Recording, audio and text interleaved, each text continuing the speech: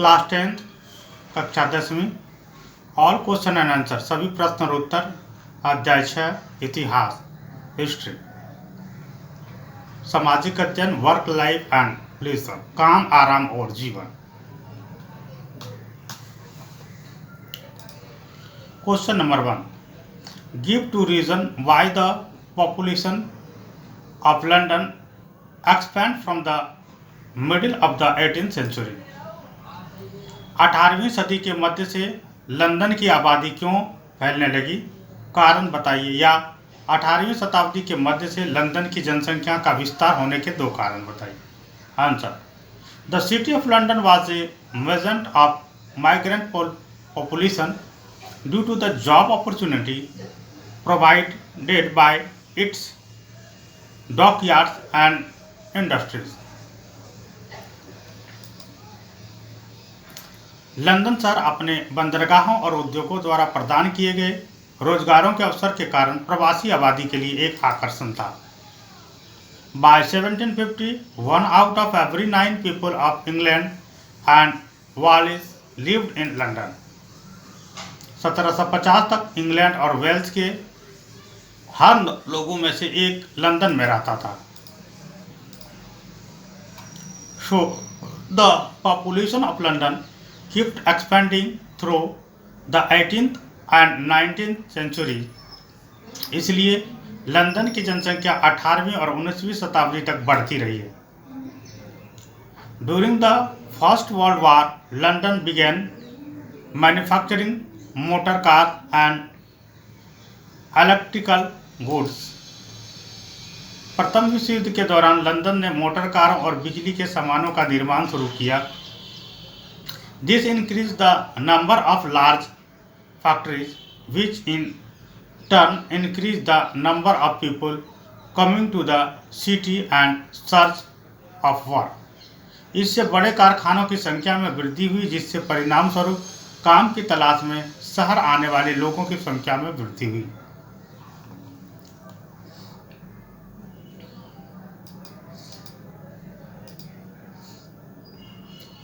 What were the changes in the kind of work available to women in London between the 19th and the 20th century? Explain the factor which lead to this change। 19वीं और 20वीं सदी के बीच London में औरतों के लिए उपलब्ध कामों में किस तरह के बदलाव आए, ये बदलाव किन कारणों से आए। Answer Changes in the kind of work available to women in London between the 19th and the 20th century were primarily based on industry and technological advancement।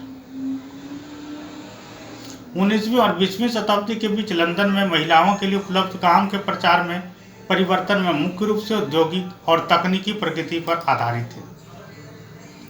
Consequently, women and had to work in household for a living, and this led to an increase in the number of domestic servants।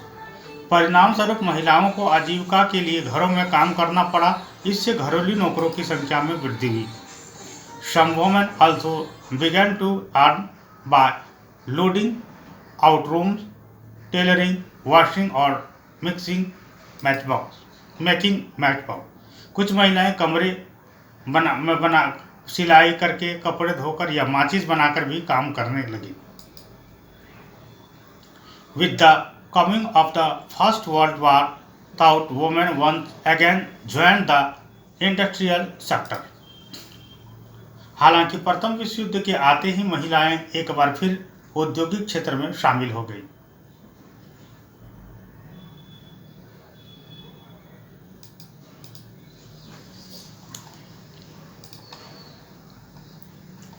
How does the extent of large urban population after each of the following illustrate with historical example। विशाल शहरी आबादी के होने से निम्नलिखित पर क्या असर पड़ता है, ऐतिहासिक उदाहरणों के साथ समझाइए। आंसर ए प्राइवेट लैंडलॉर्ड, एक निजी जमींदार। Answer A private landlord benefits by increasing the rent and he has more control over the price. किराया बढ़ाने से निजी मकान मालिक को लाभ होता है और कीमत पर उसका अधिक नियंत्रण होता है. The rising population would lead to increasing demand for space, e.g. renting of building at high rates were common in London by Bombay. बढ़ती जनसंख्या से स्थान की मांग में वृद्धि होगी. उदाहरण लंदन और बम्बई में इमारतों को ऊंची दरों पर किराए पर लेना आम बात थी.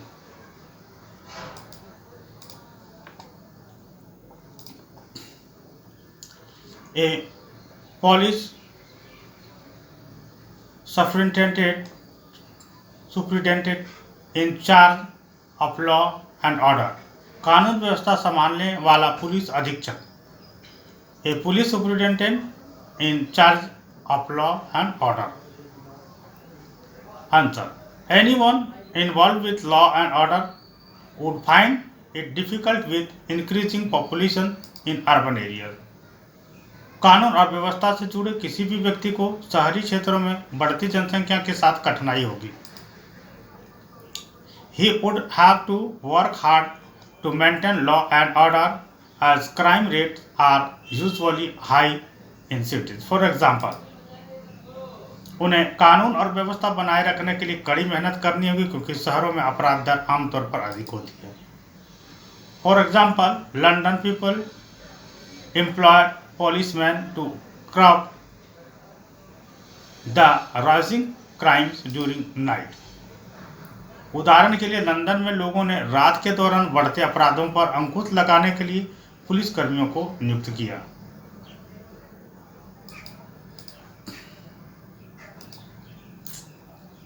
C. A leader of political party. एक राजनीतिक दल का नेता. Answer.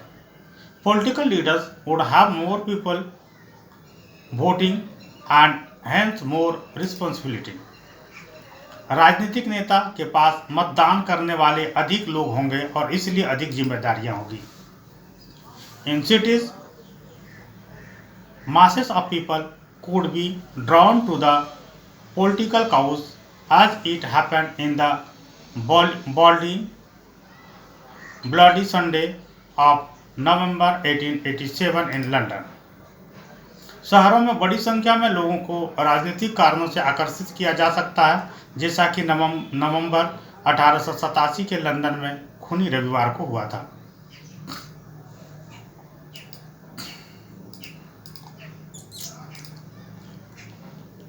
The metropolitan character of cities would compel her to be more secular and liberal on the one hand. शहरों का महानगरीय चरित्र एक और उससे अधिक धर्मनिरपेक्ष और उदार होने के लिए मजबूर करेगा. On the other hand, extremists or conservative might also win them votes as a reactionary phenomenon, either rise of Nazis in Germany or liberal Democrats in France. दूसरी ओर अतिवाद और रूढ़िवाद भी इन्हें प्रतिक्रियावादी घटना के रूप में वोट दिला सकता है. उदाहरण के लिए जर्मनी में नाजियों का उदय या फ्रांस में लिबरल डेमोक्रेटिक का उदय.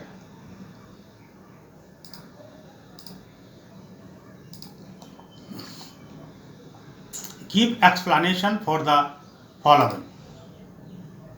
निम्नलिखित के लिए स्पष्टीकरण दें. Why well of Londoners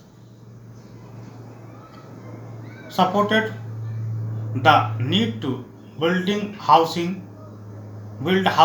for the poor in the 19th century. 19वीं सदी में धनी लंदन व्यवसायियों ने गरीबों के लिए मकान बनाने की जरूरत का समर्थन क्यों किया? Answer. Will of Londoners supported the need to build housing for the poor in the 19th century on account of these three reasons. संपन्न लंदन वासियों ने 19वीं शताब्दी में 3 कारणों से गरीबों के लिए आवास बनाने की आवश्यकता का समर्थन किया।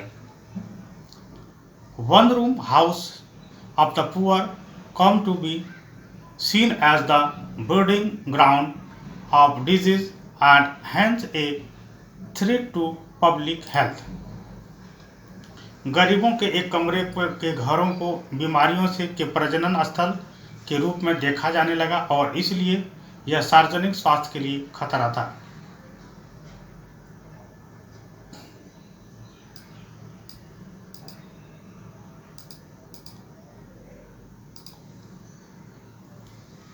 Fire hazards become a worry in these overcrowded, badly ventilated, unhygienic homes. इन अत्यधिक भीड़ भाड़ वाले खराब हवादार स्वच्छ घरों में आग का खतरा चिंता का विषय बन गया।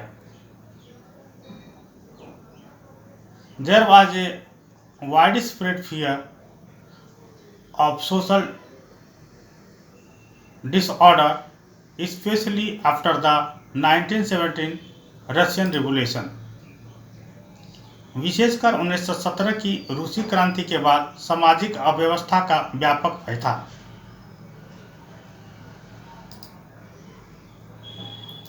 Housing scheme were undertaken to avoid a rebellion by the poor. गरीबों के विद्रोह से बचने के लिए आवास योजनाएं शुरू की गई।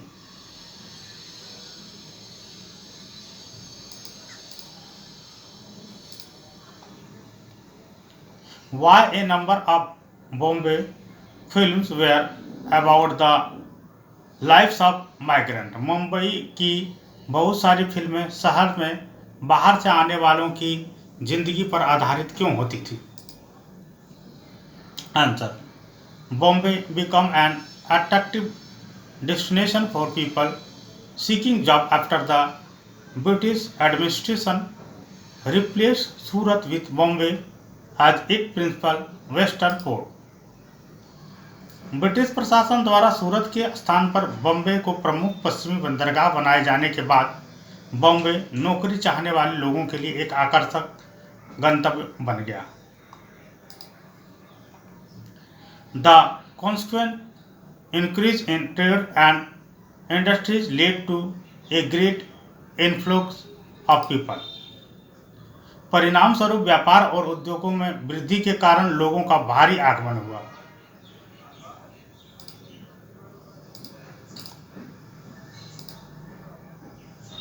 Thus, migrants were and still are an important facet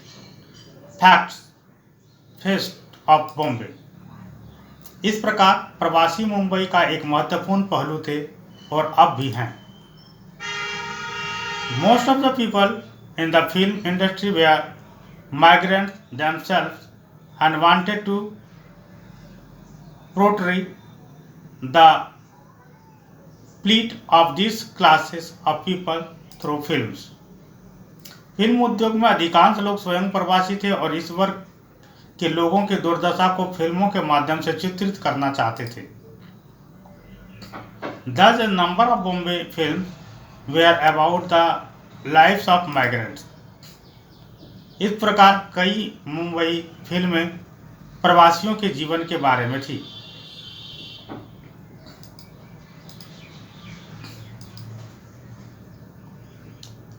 What led to the major expansion of Bombay's population in the mid 19th century? 19वीं सदी के मध्य में बम्बई की आबादी में भारी वृद्धि क्यों हुई? Answer, in mid 17th century, Bombay became East India Company's principal western port, replacing सूरत। 17वीं शताब्दी के मध्य में सूरत के स्थान पर मुंबई ईस्ट इंडिया कंपनी का प्रमुख पश्चिमी बंदरगाह बन गया। Later, by the end of the 19th century, it had become an important administrative as well as industrial center. बाद में 19वीं सदी के अंत तक यह एक महत्वपूर्ण प्रशासनिक और औद्योगिक केंद्र बन गया था। All through these years the prospects of trade and commerce and employment kept increasing, thereby making Bombay an attractive destination of migrants. इस सभी वर्षों में व्यापार और वाणिज्य और रोजगार की संभावनाएं बढ़ती रही, जिससे बॉम्बे प्रवासियों के लिए एक आकर्षक गंतव्य बन गया।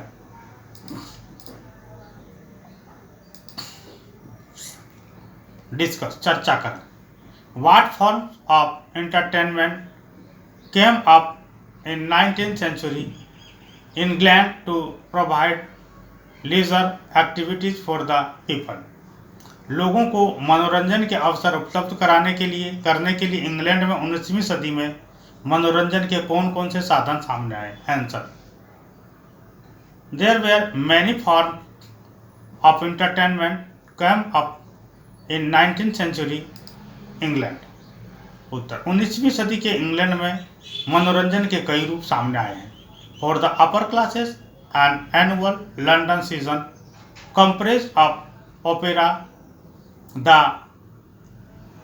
Theatre and classical music events was one of the source of leisure. उच्च वर्गों के लिए एक वार्षिक लंदन सीजन जिसमें ओपेरा थिएटर और शास्त्रीय संगीत कार्यक्रम शामिल थे, अवकाश के स्रोत में से थे एक था। For the working classes pubs, discussion and meeting for political action served the same purpose. श्रमिक वर्गों के लिए राजनीतिक कार्रवाई के लिए पब, चर्चाएं और बैठकें एक ही उद्देश्य पूरा करती थी।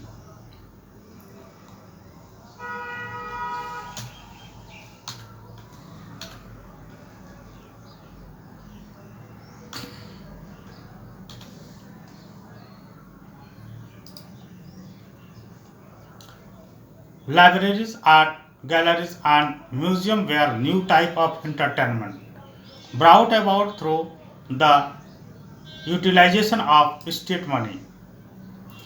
पुस्तकालय, कला दीर्घाएं और संग्रहालय राज्य के धन के उपयोग के माध्यम से लाए गए नए प्रकार के मनोरंजन थे।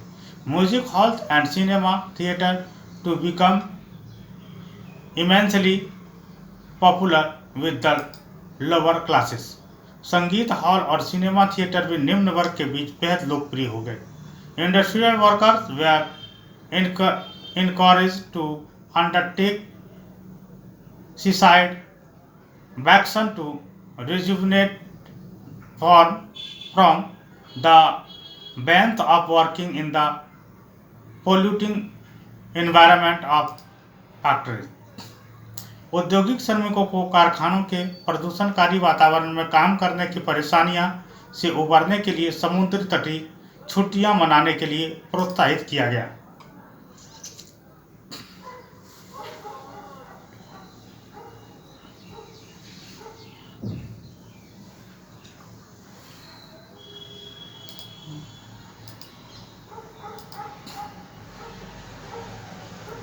Explain the social changes in London which lead to the need for the underground railways.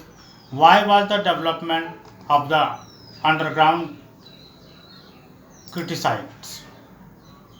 London में आए उन सामाजिक परिवर्तनों की व्याख्या करें जिनके कारण भूमिगत रेलवे की जरूरत पैदा हुई।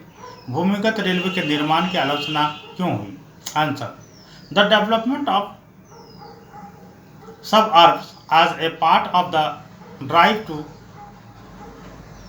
decongest London led to extension of the city beyond the range where people could walk to work. London में भीड़ भाड़ कम करने के अभियान के एक भाग के रूप में उपनगरों के विकास से शहरों का विस्तार उस सीमा पर से परे हो गया जहां लोग पैदल चलकर काम पर जा सकते थे। How this suburbs had been built, the people could not be pressured to leave the city and stay far away from their places to work in the absence of some form of public transport. हालांकि इन उपनगरों का निर्माण किया जा चुका था, फिर भी लोगों को किसी प्रकार के सार्वजनिक परिवहन के अभाव में शहर छोड़ने और अपने कार्यस्थल से दूर रहने के लिए राजी नहीं किया जा सका।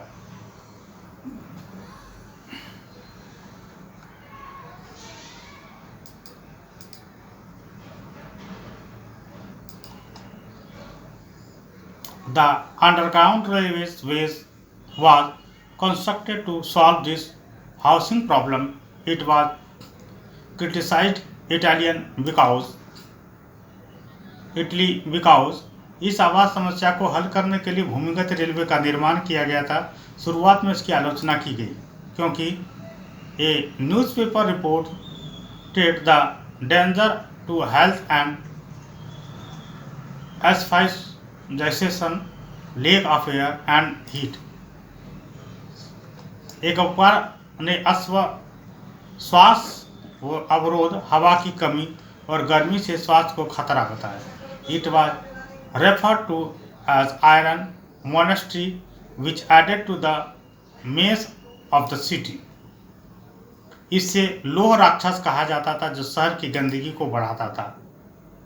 Charles Dickens in Dombey and Son describe its destructive process in construction. Charles Dickens ने डॉम्बे एंड सन में निर्माण में इसकी विनाशकारी प्रक्रिया का वर्णन किया। About 900 houses were destroyed to make 2 miles of railway. 2 मील रेलवे बनाने के लिए लगभग 900 घर नष्ट कर दिए गए।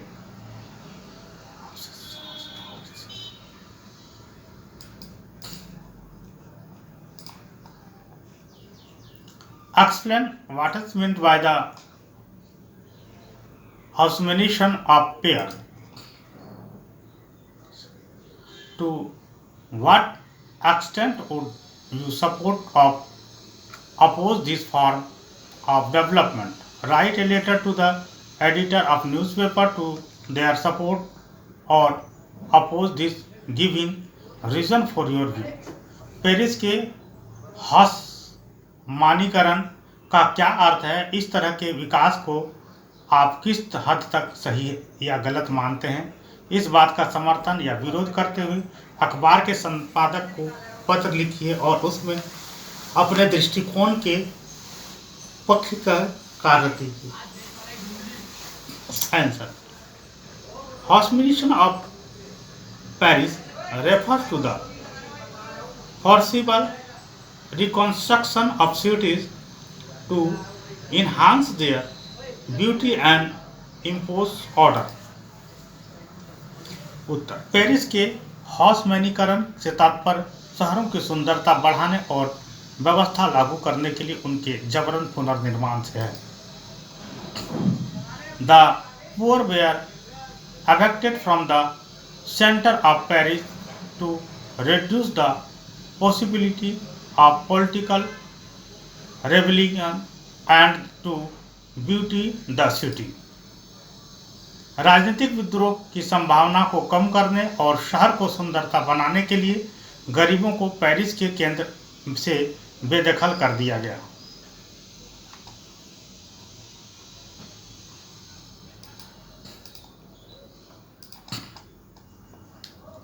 To what extent has government regulation and new law solve problems of pollution?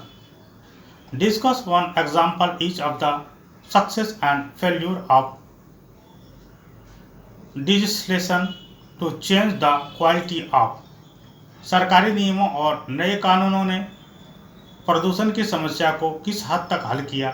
निम्नलिखित के स्तर में परिवर्तन के लिए बने कानूनों की सफलता और विफलता का एक उदाहरण दें।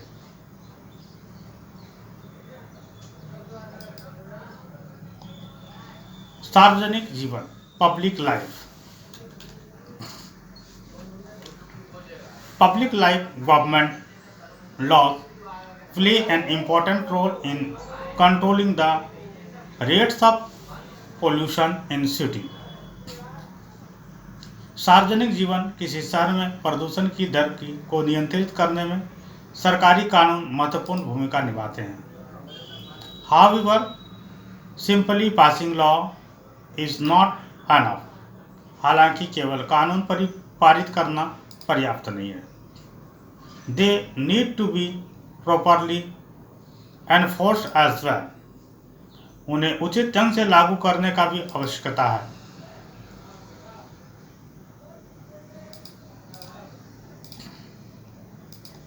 It is also a fact that people tend to find way to getting around law. यह भी एक सच्चाई है कि लोग कानून से बचने के तरीके ढूंढ लेते हैं।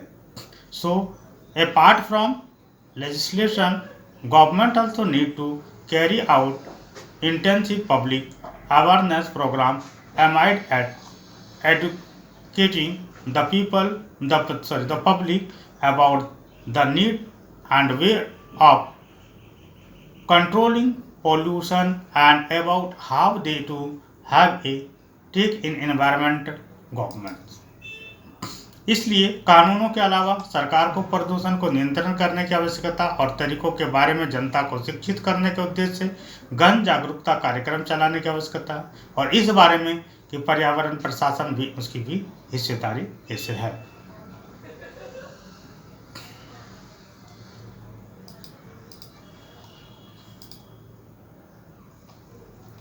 Value. The underground railways enhance transport but cause the demolition of many houses, rendering their inhabitants homeless. विफलता। भूमिगत रेलवे ने परिवहन को बढ़ाया लेकिन कई घरों को ध्वस्त कर दिया जिससे उसके निवासी बेघर हो गए। Success. The Britain state used public funds to provide for entertainment forms such as museum, art galleries and library for the working classes. सफलता। ब्रिटिश राज ने कामकाजी वर्गों के लिए संग्रहालयों, कला दीर्घाओं और पुस्तकालयों जैसे मनोरंजन के साधन उपलब्ध कराने के लिए सार्वजनिक धन का उपयोग किया।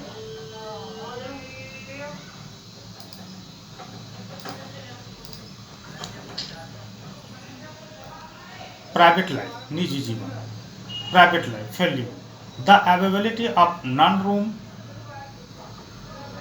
tenements and no house facility for a major part of the Industrial Revolution time period caused the family to get divided into smaller units. निजी जीवन, विफलता।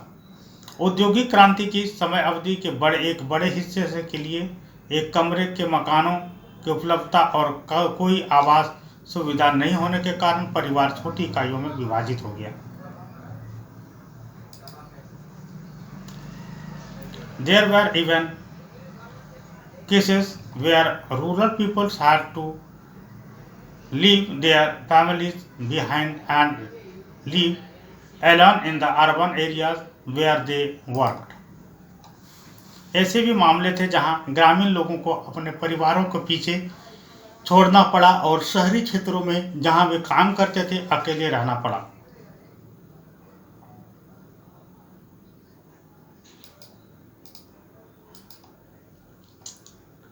Success. British administrative official built house in new suburbs for fulfilling the housing need of the working classes.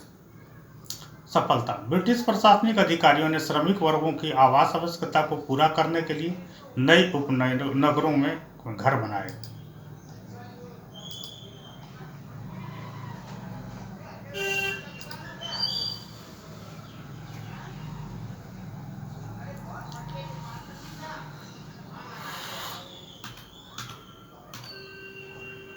इस प्रकार नमस्कार, राजमणि देवी शिक्षण संस्थान आपके बेहतर जीवन की कामना करती है। पढ़ाई संबंधित सभी समस्याओं का समाधान राजमणि देवी शिक्षण संस्थान। कक्षा 6 से 12 आप पढ़ें हिंदी और इंग्लिश मीडियम से एक साथ। अंग्रेजी बोलना सीखें, कंप्यूटर डिप्लोमा, ओपन से घर बैठे 10th और